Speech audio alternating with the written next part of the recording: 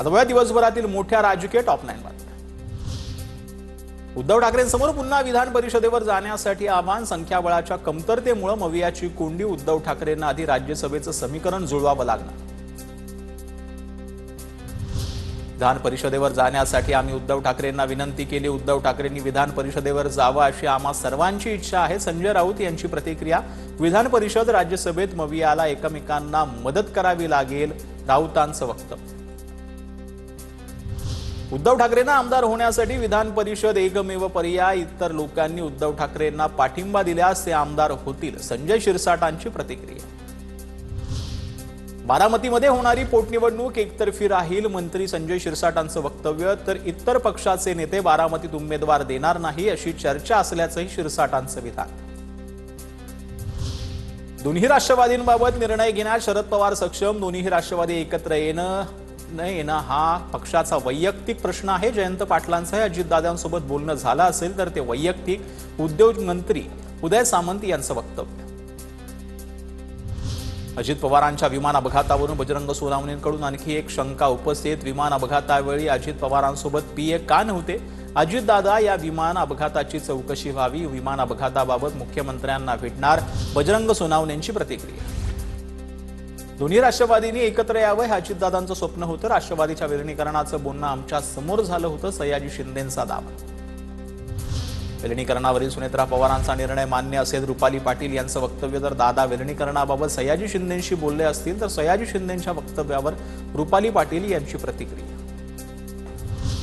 चंद्रपूरमध्ये भाजपची ठाकरेंच्या शिवसेनेला ऑफर। सव्वा वर्ष महापौरपद, 2 वर्ष स्थायी समितीचे अध्यक्षपद आणि उपमहापौरपदही देण्याची ऑफर। चर्चा सुरू। तर शिवसेनेला फॉर्म्युला मान्य नसल्यास भाजप विरोधी पक्षात बसणार, सूत्रांची माहिती।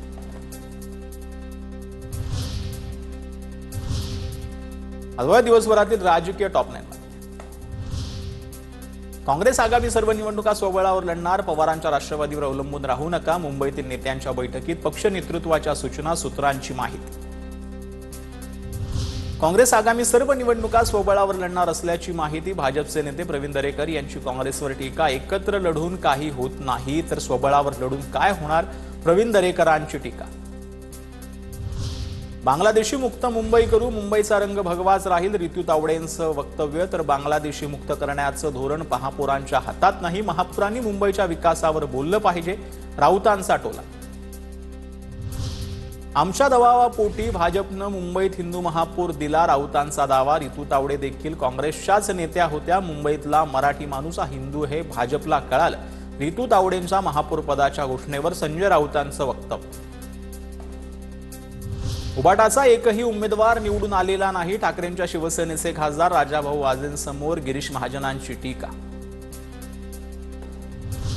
बांगलादेशात हिंदूंची हत्या, पंतप्रधान मोदी गप्प। पंतप्रधान मोदी आणि निर्मला सीतारामन यांच्याकडून हिंदूंना मारणाऱ्या बांगलादेशींना मदत, राऊतांचा दावा। तर घुसखोर बांगलादेशींना मुंबईतून देशातून हाकलून द्यावं, राऊतांचं वक्तव्य।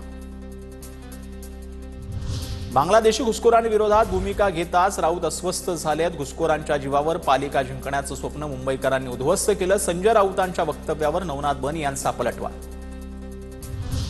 12 जिल्हा परिषदा, 125 पंचायत समित्यांसाठी राज्यभरात 70 ते 75% मतदान झाल्याचा अंदाज। 7438 उमेदवारांचं भवितव्य मतपेटीत बंद, उद्या निकाल जाहीर होणार।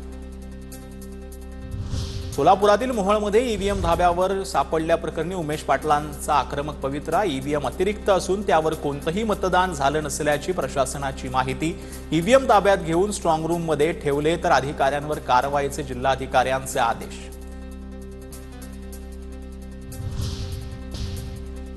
आता दिवसभरातील महत्त्वाच्या राजकीय टॉप 9 बातम्या। पुणे महापालिकेच्या महापौर आणि उपमहापौर पदाची उद्या निवडणूक। भाजपाकडून मंजुषा नागपुरे महापौर पदाच्या उमेदवार। तर अजितदादांच्या जाण्यामुळे महापौर उपमहापौर निवडीनंतर जल्लोष केला जाणार नाही, भाजपचे गटनेते गणेश भिडकर यांची माहिती। कल्याण डोंबिवलीतील ठाकरेंचे बेपत्ता नगरसेवक। भाजप आमदार आणि महापौरांसोबत एकाच मंचावर इतके दिवस कुठे होतात असा प्रश्न विचारताच नगरसेवक राहुल खोट यांनी पळ काढला। नंदुरबार जिल्ह्यात महिनाभरापासून पालकमंत्रीपद रिक्त, पालकमंत्रीपद शिवसेनेला द्यावं. आमदार चंद्रकांत सूर्यवंशींची मागणी. कोकाटेंच्या राजीनाम्यानंतर पालकमंत्री नसल्यानं नंदुरबारमध्ये जिल्हा नियोजन समितीची बैठक रखडली. नागपुरात ओबीसीच्या प्रश्नावर सकल ओबीसी महामोर्चाची बैठक. काँग्रेसचे नेते विजय वडेट्टीवार यांच्या नेतृत्वात आंदोलनाची तयारी. विदर्भातील प्रमुख ओबीसी बहुजन पदाधिकारी उपस्थित राहणार. अहिल्यानगरमध्ये मुख्यमंत्री फडणवीसांच्या हस्ते तौरल इंडिया प्रकल्पाचं उद्घाटन. सुप्यात काही लोक उद्योजकांना त्रास देतात, मात्र आता झुंडशाही खपवून घेणार नाही, फडणवीसांचा इशारा. देशात सर्वात मोठा जीडीपी जैन समाज तयार करतो. जैन समाज मोठ्या प्रमाणात दान देखील करतो. जिथे जैन समाज असतो तिथे पैशाची कमतरता नसते, मुख्यमंत्री फडणवीसांचं विधान.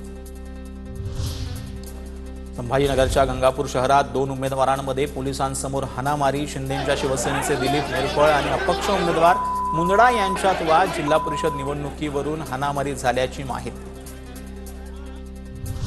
पैठण तालुक्यातील पाचोड मतदान केंद्रावर आमदार विलास भुमरे यांच्या मुलाच्या बोटाला शाई लावल्याचं प्रकरण. जिल्हाधिकाऱ्यांकडून 3 कर्मचाऱ्यांचं निलंबन. मतदान केंद्र प्रमुख, मतदान अधिकारी आणि एका होमगार्डवर कारवाई. नाशिकमध्ये विमानतळ संदर्भात आता सगळ्या हालचाली ज्या आहेत त्या सुरू झालेल्या आहेत. नाशिकमध्ये विमानतळ विस्तारीकरणाचा शासकीय सोहळा पार पडला. यावेळी नवनिर्वाचित नगरसेवक आणि पदाधिकाऱ्यांना फेटे बांधून त्यांचा गौरव करण्यात आला. मुख्यमंत्री आज नाशिक दौऱ्यावरती असताना भाजपा नगरसेवकांना यामध्ये मानाचं स्थान देण्यात आलं.